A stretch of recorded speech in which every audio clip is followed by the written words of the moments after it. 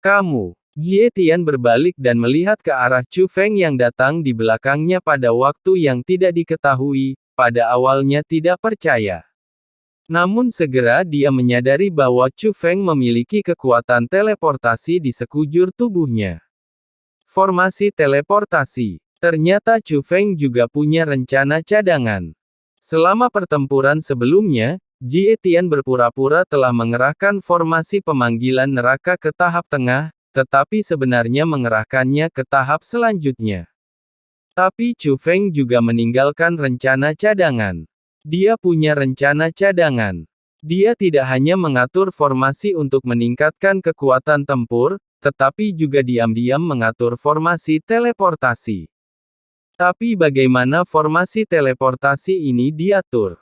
Dia sebenarnya langsung memasang terowongan teleportasi di behind Jie Tian.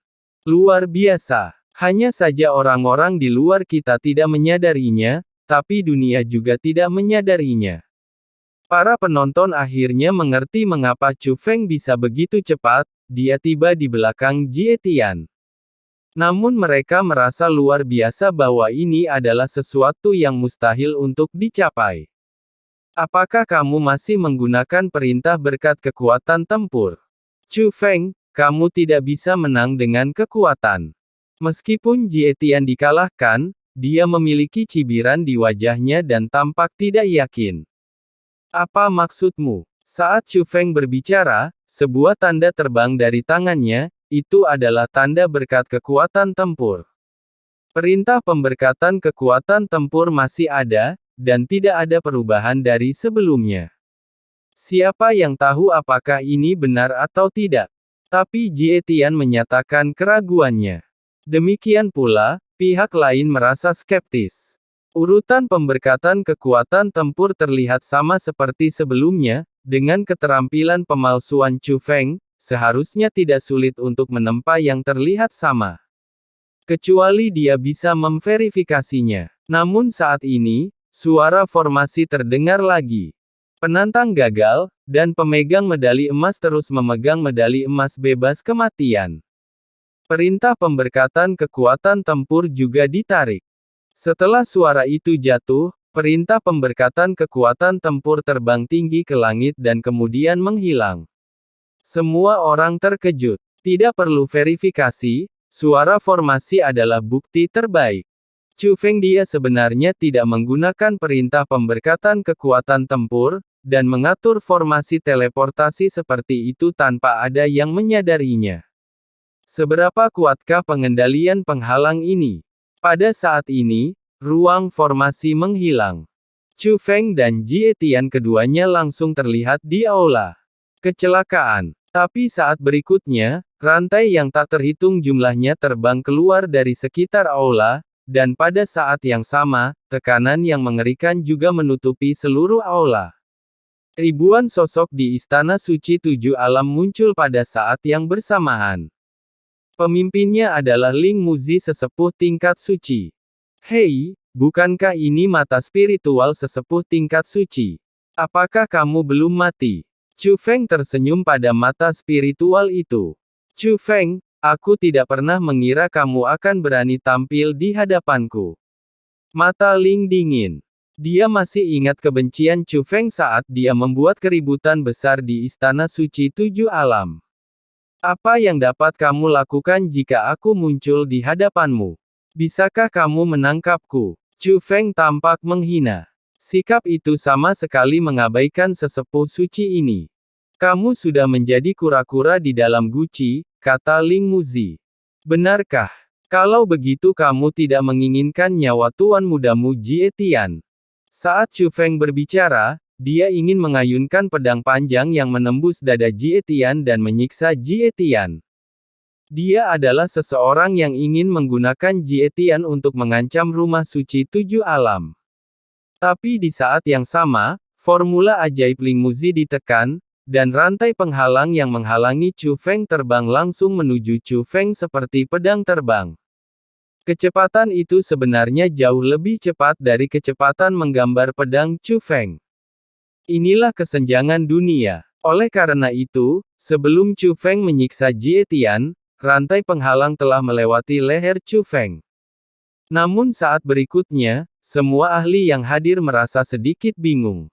Jelas, mereka semua melihat dengan mata kepala sendiri bahwa rantai itu menembus leher Chu Feng. Tapi kenapa rantainya menyimpang lagi saat ini? Chu Feng aman dan sehat. Apakah Ling Mouzi sengaja menunjukkan belas kasihan? Puff. Tapi saat berikutnya, leher Ling Mouzi mulai muncrat darah. Semua orang melihatnya dengan hati-hati, dan semua orang terkejut dan ketakutan. Ling Miao menutupi lehernya, dan darah terus mengalir dari lehernya. Saat dia menghentikan pendarahannya, dia menatap Chu Feng dengan mata terbelalak. Tapi karena keganasannya, dia juga dipenuhi kebingungan dan keterkejutan. Apa yang terjadi? Bukan hanya dia, tapi semua orang yang hadir tidak mengerti. Tidak, ada darah di rantai itu. Namun tak lama kemudian seseorang menemukan ada noda darah di rantai itu yang terlepas dari leher Chu Feng. Darah siapa? Itu jelas darah dari mata Ling Mu. Karena lubang darah di leher Ling Mouzi sama tebalnya dengan rantai, jelas tertusuk rantai. Tapi apa yang terjadi? Pukulan Ling Mu benar-benar menyakitinya. Apa yang terjadi? Kamu tidak mencoba menangkapku, mengapa kamu melukai dirimu sendiri? Chu Feng menatap matanya dengan sinis, dan senyuman di sudut mulutnya membuat orang bereaksi. Hal aneh ini mungkin ada hubungannya dengan Chu Feng. Chu Feng, apakah ini salahmu?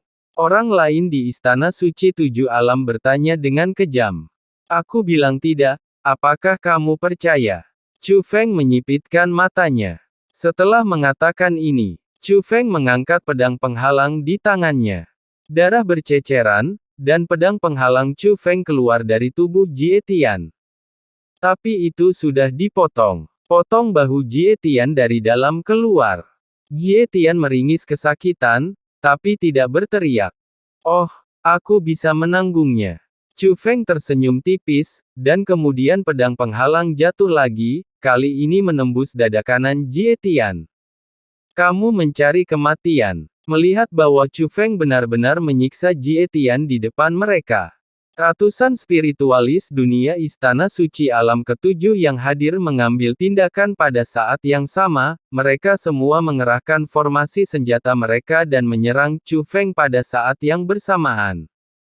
Meskipun serangan mereka tidak bermaksud membunuh Chu Feng dengan satu pukulan, itu tetap akan melukainya dengan parah.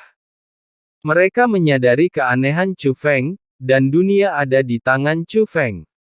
Untuk mencegah Jie Tian disakiti oleh Chu Feng lagi, mereka harus mengendalikan Chu Feng sesegera mungkin, bahkan jika mereka melukai Chu Feng dengan parah. Wow, tapi saat berikutnya, darah berceceran, tapi Chu Feng tidak terluka.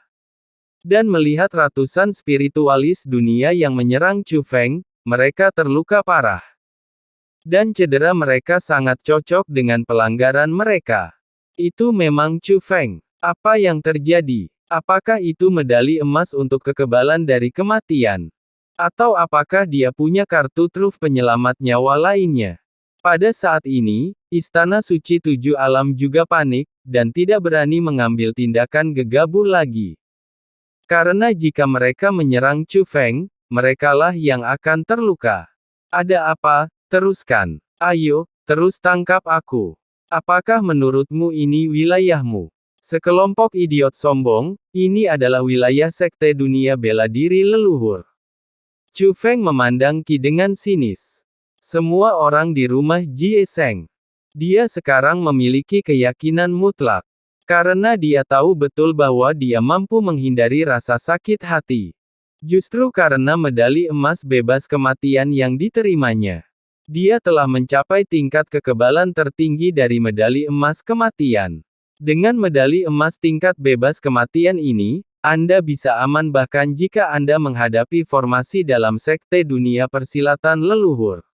Jika dia bertemu seseorang yang juga berada di reruntuhan dan ingin menghadapinya, Chu Feng tidak hanya akan aman, tetapi orang yang menyerang Chu Feng juga akan dirugikan. Ini adalah peran token bebas kematian ketiga. Karena ini medali emas untuk menghindari kematian.